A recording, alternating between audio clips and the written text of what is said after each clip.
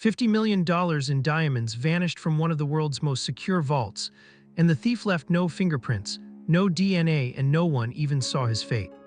Antwerp, Belgium, February 1993. I've studied the security logs myself. They read like a locked room mystery written by an insurance company. The Antwerp Diamond Center sat in the heart of the city's diamond district, a fortress by any standard. Reinforced walls, time-locked vaults, motion sensors, pressure plates. This wasn't just a jewelry store, it was where the world's largest diamonds passed through hands, where billions in rough stones changed ownership. The vault on the fourth floor held inventory that would make a king's ransom look modest. The man who would orchestrate this theft wasn't a career criminal.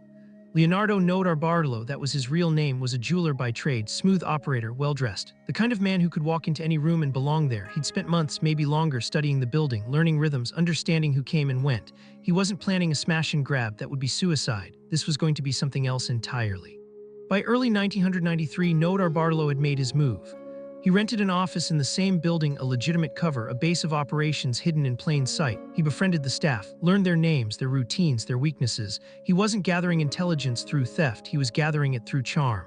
And in the diamond world, relationships matter more than locks. Here's what the vault's designers didn't anticipate, and this is crucial because it reveals how even brilliant security can fail. The system had redundancies, multiple locks, backup power, but it had a single fatal assumption that anyone inside the building had already been vetted. The guards checked people entering. Once you were in, once you belonged there, suspicion dropped. February 7, 1993. A Sunday. The building was quieter than usual. Fewer people. Notarbartolo and his associates made their approach. I should note, at this moment, the vault manager had no idea what was about to happen. Neither did the guards, neither did the insurance company. The gap between what they knew and what was occurring is the whole story. The first layer of security came down with surprising ease. Notarbartolo had studied the alarm system's logic. He knew how to disable the motion sensors without triggering backup alerts.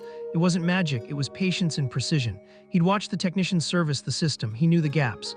He knew exactly where to cut, where to bridge, where to introduce just enough interference to buy time without raising flags. The vault door itself was a Fischbach model, state-of-the-art for 1993. Time-locked, combination sealed, designed so that no single person could open it alone. But Notarbartolo had something the designers hadn't fully accounted for. He had the combination. He'd obtained it somehow, whether through bribery, coercion, or observation remains unclear even now. The specifics died with those who knew them.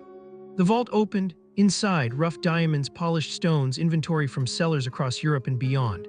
An estimated $50 million, some sources say more, sitting in trays and boxes, waiting for Monday morning's business. For a moment, the theft hung in the balance. They had access, they had time, but they still had to move the goods without being seen. And here's where the invisible man part comes in. The security footage shows the theft occurring, but it shows almost nothing useful. A figure moves through the space, but the image is obscured. The resolution is poor, the angle is wrong, or perhaps, and this is what some investigators later suspected, the footage was edited, spliced, replaced with footage from another day. The cameras had recorded, but what they recorded was worthless. By early Monday morning, February 8th, when the vault manager arrived to begin the week's work, the stones were gone, just like that. The alarm hadn't sounded, no glass was broken, no locks were forced. To the untrained eye, it looked like someone had simply opened the vault and walked out, which of course is exactly what happened. The investigation that followed was exhaustive. Belgian police, Interpol, insurance investigators, they brought in forensic specialists, they analyzed every inch of the building and they found almost nothing. No fingerprints, no DNA, no fibers, no witnesses who could identify the perpetrators. It was as if ghosts had opened the vault.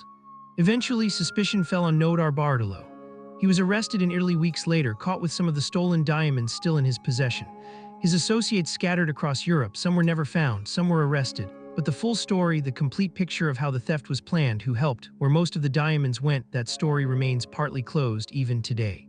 What's remarkable isn't just the audacity of the theft, it's how it exposed the limits of security itself. You can build walls, you can install cameras, you can hire guards, but if someone has patience, insider knowledge, and nerves of steel, those systems become theater. The vault was secure, the building was secure, but security isn't a thing, it's a system of assumptions. And Notarbartolo had simply learned to think around them. In the years since, the Antwerp Diamond Center upgraded its security. New vaults, new cameras, new protocols, but every security expert I've spoken with agrees on one thing: there will always be another Notarbartolo somewhere. Someone patient enough to wait, smart enough to study, bold enough to act when the moment arrives. The diamonds were never fully recovered. Some resurfaced on the black market over the following years. Others vanished into private collections, their origins buried. Notarbartolo served time in prison. He was released, lived quietly, and died without ever revealing the full scope of his operation.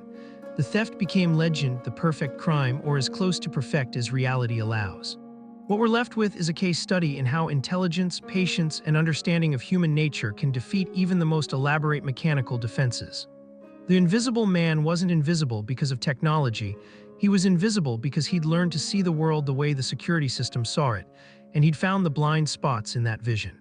The Antwerp Diamond Center robbery remains one of the largest unsolved thefts in history. Not unsolved in the sense that we don't know who did it, we have a pretty clear picture there. But unsolved in the deeper sense, we still don't fully understand how one man and a small team penetrated one of the world's most secure facilities and walked out with $50 million like they were leaving a corner store. Subscribe to uncover the next unsolved heist, the strategies, the mistakes, and the questions that still haunt investigators.